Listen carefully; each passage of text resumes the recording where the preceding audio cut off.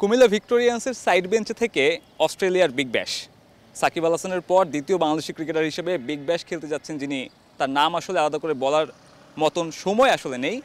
আমার সঙ্গে আছেন রিশাদ হোসেন, বর্তমানে সেন্সেশন।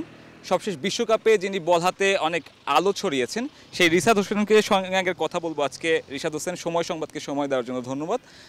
প্রথম যে প্রশ্নটা আসলে, বিগ ব্যাশের জন্য আপনার এজেন্ট কিভাবে যোগাযোগ করেছিল এবং সেই খবরটা যখন শুনতে পারলেন, সেটা আসলে খুব একটা বড় সারপ্রাইজ কিনা? নর্মালি এজেন্টরা তো যোগাযোগ রাখে, তো নর্মালি আমার নাম জাস্ট দিয়েছে, তো ওরা বলছে যে রিশাদ বেশি দিনের জন্য ফ্রি থাকবে না, হয়তো বা খেলা থাকবে অনেক, তো ওরা তারপরও নিছে। আমি অনেক এক্সাইটেড আর কি, ওনাদের সাথে কাজ করবে এবং তো বড় একটা ফ্র্যাঞ্চাইজি লিগ খেলবো আর কি।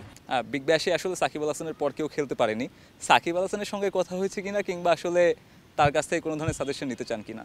না, সাকিবের সঙ্গে অবশ্যই কথা বলতে চাই এই ব্যাপারে, এখন পর্যন্ত কথা হয় না। ইনশাল্লাহ উনি ফ্রি হলে অবশ্যই কথা বলবো ওনার সাথে। বিপিএল এর সময় যদি বিগ ব্যাশ হয়, আসলে আপনি আপনার নিজের উন্নতির জন্য, ন্যাশনাল টিমের সার্ভিস আরও বেটারভাবে দেওয়ার জন্য নিজের পরিকল্পনাটা কি?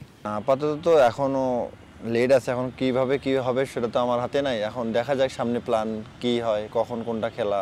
আপনার জন্য আসলে নিজেকে প্রমাণের জন্য একটু বেশি সুযোগ সেখানে। অস্ট্রেলিয়ার মতো উইকেটে ফ্লাড এবং অনেক মানে উইকেট অনেক ভালো উইকেট থাকে, তো নর্মালি সবাই চায় যে একটা রিস্ট স্পিনার থাকবে। তো আমিও চেষ্টা করব যে যদি যাই তো সুযোগটা কাজে লাগার জন্য। রিশাদ, কয়েকদিন আগে বিপিএলে যখন নিয়মিত খেলার সুযোগ পাচ্ছিলেন না, তখন আসলে কুমিল্লার কোচের কাছে প্রশ্ন ছিল যে রিশাদ হোসেনকে কেন ইউজ করা হচ্ছে না। তখন যিনি সেটা বলেছিল যে ম্যাচ জয়ের জন্য আসলে একাদশে আপনার জায়গা দেখে না। বিপিএলে সে সময়গুলো যদি আর বেশি সুযোগ পেতেন, তাহলে আপনার জন্য জিনিসগুলো একটু ইজি হতো কিনা? প্রথমত আমি কোনো কিছু নিয়ে আক্ষেপ করি না, যে যেটা আমার হাতে নেই সেটা নিয়ে আমি চিন্তা বেশি করি না। আমি জাস্ট আমার প্র্যাকটিস এবং আমার যে কাজটা আমি এটাই করতে চাই, যে সুযোগ যখন আসবে আমি যেন সুযোগটা কাজে লাগাইতে পারি। মুশতাক আহমেদের সাথে কাজ করার পরে নিজের মাঝে কোনো ডিফারেন্স দেখছেন কিনা, এবং যদি একটু বলতেন সেটা। ওনার সঙ্গে আমি জাস্ট শেয়ার করছি যে স্যার আপনার সাথে, মানে আপনি তো ওয়ার্ল্ড চ্যাম্পিয়ন হয়েছেন এবং বড় বড় টিমের সঙ্গে ছিলেন, চ্যাম্পিয়ন প্লেয়ার হইতে গেলে কীভাবে কোন সিচুয়েশনে কী করতে হয় বা কীরকম, উনি জাস্ট এগুলো আমার সঙ্গে শেয়ার করছে যে কখন কিভাবে কোন সিচুয়েশনে কীভাবে কী করতে হবে। উনি চেষ্টা করছে যে আমার সাথে যতটুকু মানে আমার কাছ থেকে বের করে নেওয়ার আর কি। অ্যাজ আ লেগ স্পিনার আপনি ন্যাশনাল টিমে আসার পেছনে কী কী ডিফিকাল্টিস ফেস করেছেন, বা একজন রিস্টার্ম স্পিনার আমাদের ঘরোয়া ক্রিকেটে বা ডোমেস্টিকে কী ধরনের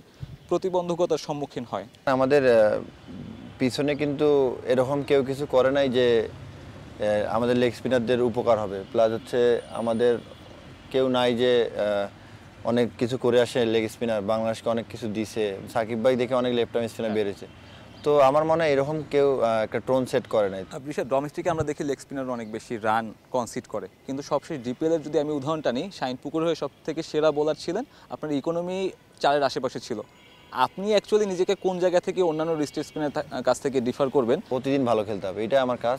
তো আমি বেশি কিছু চিন্তা না, জাস্ট আমি পার্টিকুলার যে ডেতে খেলবো ওই দিনটা চিন্তা করি, আজকে ভালো খেলবো, আজকে ভুলে যাবো, কালকে আবার ভালো খেলতে হবে। আপনাকে যেভাবে গ্রুমিংটা করছে বা যেভাবে আপনি সাপোর্টটা পাইছেন, সেইভাবে সাপোর্ট তো সবাই পায় না। সো আমি যদি চিন্তা করি রিশাদ হোসেনের মতন আরও 3টা বোলার উঠে আসবে, তাদের জন্য আসলে ওয়েটা কি? ফার্স্ট অফ অল আমি বললাম না যে এরকম আগে কেউ টোন সেট করে নাই, যে তাকে দেখে বা তার ইন্সপায়ার হয়ে, যেমন সাকিব ভাইকে দেখে অনেকজন লেফট হ্যান্ড স্পিন করতে, ইভেন কি আমিও সাকিব ভাইকে দেখে, সাকিব ভাই খেলে আমিও এরকম খেলার ইচ্ছা জাগছিল আর কি ছোটোবেলায়। তো এরকম আর কি টোন সেট করে নাকি ইনশাল্লাহ এখন মানে যারা মানে নেক্সট ফিউচারে আসবে এবং সামনে তো অনেকজন আসবে, তো ওরা যেন মানে সুযোগটা কাজে লাগায়। সুযোগ কিন্তু সবাই কম বেশি পায়। অ্যাডাম জাম্পা থেকে শুরু করে হাসারাঙ্গার কথাও যদি বলি, লেগ স্পিনারদের জন্য একটা ব্যাট ডে খুবই নর্মাল বিষয়। আপনার জন্য সেই বিষয়টা এখনও আসেনি। সেটা তো আপনারও ব্যাক অফ দ্য মাইন্ডে থাকে যে কোনো একটা দিন হয়তো আপনি খুব বেশি রান কনসিড করবেন। এখন যে চিন্তা করি যে আমি মাইর খাবো, তো এটা তো আমার ইয়াতে না। আমার জাস্ট আমার যেটা আমি পারি, যে ডেলিভারি করতে পারি এই ডেলিভারি করব। ব্যাটসম্যান যদি ভালো খেলে সেটা ব্যাটসম্যানের ক্রেডিট দিতে হবে। ইন্ডিয়া সিরিজটা নিয়ে আসলে কি পরিকল্পনা? ইন্ডিয়ার অনেক প্লেয়ারের সম্পর্কে ধারণা আছে এবং ওদের নিয়ে একটু অ্যানালাইজ করার চেষ্টা করতেছি, কোন ব্যাটসম্যান কীভাবে খেলে, এবং ব্যাটিংটাও একটু কাজ করতেছি। কয়েকদিন আগে বিসিবি সভাপতি বলেছেন সে আপনাকে লঙ্গার ভার্সনে দেখতে চায়। আপনি লঙ্গার ভার্সন নিয়ে আপনার মতামতটা কি? আপাতত চিন্তা করছি, আপাতত সামনে ন্যাশনাল টিমে টি20 খেলা আছে, বিপিএল আছে, বিগ ব্যাশ, এইসব নিয়ে চিন্তা করতেছি। আপাতত এখন পর্যন্ত চিন্তা করি না। আপনি সম্ভাবনাময়ী কোনো রিস্টার্ম স্পিনার, সেটা শিহাব হোক, বা আপনি কতটুকু প্রত্যাশা রাখেন আর কি? এখন নেটে এবং আউটসাইডে অনেক লেগ স্পিনার আসতেছে এবং আশা করা যায় আরও 2-4 জন 5 জন আসবে, তো আমাদের দেশের জন্যই ভালো। রিশাদ, আপনাকে অনেক ধন্যবাদ। দর্শক, এতক্ষণ কথা বলছিলাম বাংলাদেশ ক্রিকেটের লেগ স্পিনার সেন্সেশন রিশাদ হোসেনের সঙ্গে। সাব্বির মিথুন, সময় সংবাদ, মিরপুর, ঢাকা।